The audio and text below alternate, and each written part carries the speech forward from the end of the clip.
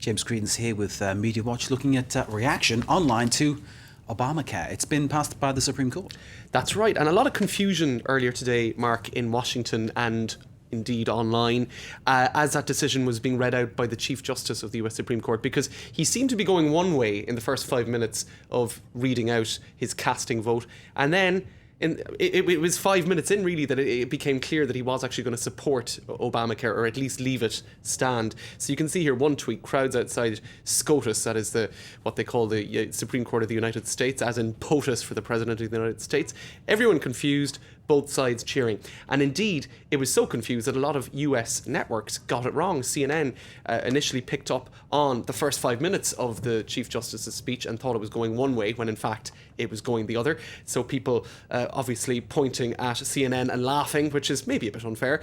You have Jeff Toobin, who is one of their legal guys, who was at the Supreme Court explaining what happened, which is essentially what I just said about the first 5 minutes being very misleading. And you have tweets as well picking up on that, and I suppose the way in which US networks are very politicised on issues such as this. Fox News would rather it have gone south because they're more in favour of the Republicans usually. MSNBC are normally pro-Democrat, and CNN didn't really know what was going on. And the problem there was other media followed the very much respected and established CNN and other networks, and for example, the Huffington Post went with it as well, and here they're issuing an apology for all of that confusion. So the Chief Justice, John Roberts, perhaps he was just wanting a bit of attention, because he certainly didn't make it very clear in the first 5 minutes the way things were going to go. That's a photo of him there in the New Yorker magazine. He was in the Reagan administration originally, seen as a conservative. He was suspected to go the conservative route and say Obamacare, no thank you very much, and surprised everybody. Take a look at this, Mark. I thought this was kind of funny.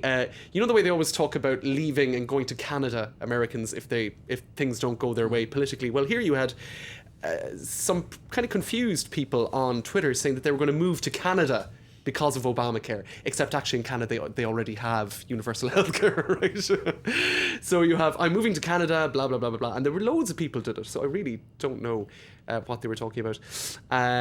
SCOTUS, one person saying SCOTUS sounded a bit like a disease one could die from without health insurance. I did like that one.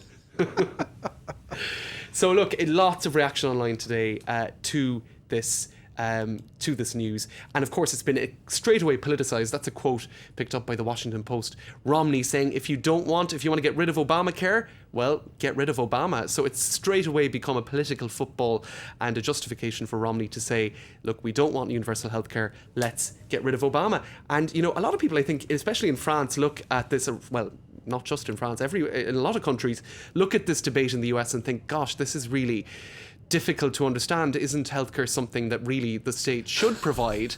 So that is quite funny and quite opposite what Dave Rubin is saying there from the Rubin report, yeah? That's right. And only in America would so many overweight, diabetic people with heart disease be upset that they're going to have healthcare.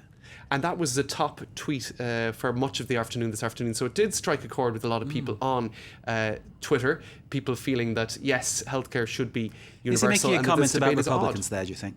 I think a little. I think he's digging at them, isn't he? And not just liberal Twitter users, but liberal US magazines were getting on the bandwagon too. The New Yorker, known for its good cartoons. Yeah. Here they have, I'm not sure if we can see the band line there, but your coverage doesn't seem to include illness, says one doctor to a kind of a slightly dejected looking cartoon patient there. And I'll just finish, Mark, with this. This is Obama's Facebook page.